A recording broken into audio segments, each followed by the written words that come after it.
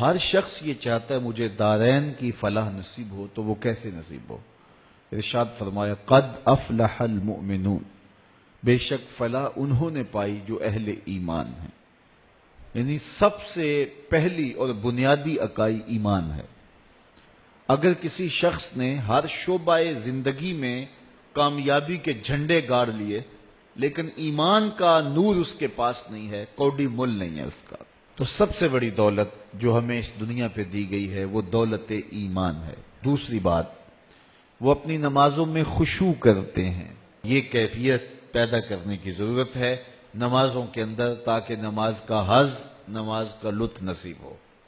آگے فرمایا والذین ھم عن اللغو معرضون، اور وہ لغویات سے اعراض کرتے ہیں، فضول اور بیہودہ امور میں زندگی ضائع نہیں کرتے۔ ان کی زندگی کا ایک ایک لمحہ با مقصد ہوتا ہے۔ زندگی ہے ہی کتنی کہ اس کو فضولیات میں گزار دیا جائے۔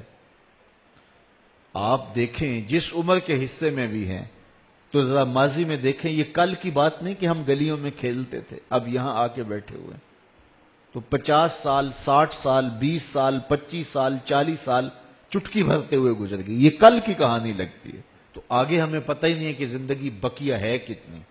تو جب زندگی اتنی مختصر ہے، وقت اتنا تھوڑا ملا ہے، تو ہم اس کے متحمل ہی نہیں ہیں کہ اس کو فضولیات میں ضائع کریں۔ اپنی زندگی کو قابو میں رکھو، زندگی کو کنٹرول میں رکھو، اور بے مقصد ایک لمحہ بھی گزرنے نہ پائے۔ ادارت المصطفیٰ کی کامیابیوں کا ایک راز یہ بھی ہے کہ ہم نے وقت کی پابندی کا کلچر متعارف کروایا ہے۔ ہمارے جلسے 1.5 گھنٹے سے 2 گھنٹے سے زائد نہیں ہوتے ہیں، بڑی کانفرنس جو وہ بھی 3 گھنٹے سے زائد نہیں ہوتی ہیں۔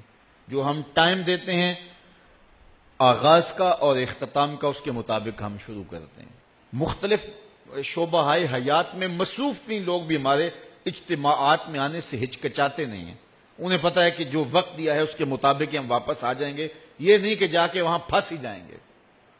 تو ہم اس لیے بہت ساری چیزیں اسٹیٹ سیکرٹری کو نکال دیا کہ بس ٹھیک ہے، آپ اگر کوئی 15 منٹ روزانہ میرا تعارف کرواتا ہے کہ اب آپ کے سامنے حضرت علامہ مولانا مفتی صاحب آ رہے ہیں، تو آپ تو سارے مجھے جانتے ہیں، تو اس کی ضرورت باقی نہیں رہتی۔ یہ صرف میرے نفس کی تسکین ہے جو روز پوری ہوتی ہے۔ تو میں نے کہا اس کو نکالو۔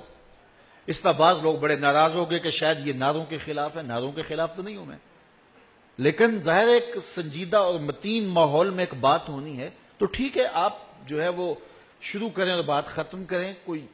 کچھ اجتماعات ہوتے ہیں جس میں تقاضا ہوتا ہے نعروں کا، تو وہاں جو ہے وہ آپ ضرور لگا لیجئے، اور جہاں موقع ہوتا ہے ہم خود بھی لگاتے ہیں۔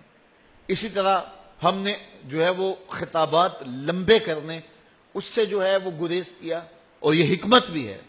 حضرت جابر بن سمرہ فرماتے ہیں کہ میں حضور کے پیچھے نماز بھی پڑھتا تھا اور خطبہ بھی سنتا تھا۔ حضور کی نماز بھی زیادہ لمبی نہیں ہوتی تھی، حضور کا خطبہ بھی زیادہ لمبا نہیں ہوتا تھا۔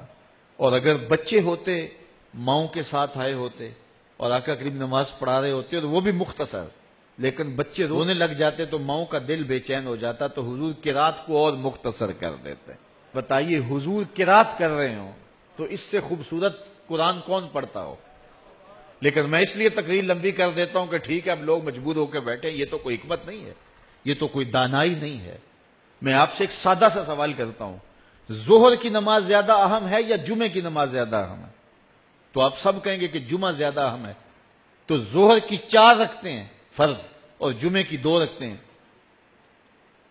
تو جو زیادہ اہم ہے اس کی رکھتے ہیں 2 کیوں کم کر دی گئی؟ چونکہ ساتھ خطبہ شامل ہو گیا تھا، 2 رکھتے کم کر دی گئی۔ تو وقت کی قدر کیجئے، وقت کی اہمیت کو سمجھیے، اور لوگوں کے خیالات کا، جذبات کا اور لوگوں کے مزاج کا ضرور خیال رکھیے۔ اور اگر کوئی یہ خیال نہیں رکھتا وہ دین کی حکمت سے ہی نہ آشنا ہے، دین کی حکمت سے ہی جو ہے وہ آگاہ نہیں ہے۔ تو فرمایا اگلی بات والذین ھم للزکاۃ فاعلون، اور وہ زکوٰۃ دینے کے عمل کو ادا کرتے ہیں۔ زکوٰۃ کوئی مال کا بہت حصہ نہیں ہے کہ جس کو نکالنا پڑتا ہے، یہ 40واں حصہ ہے۔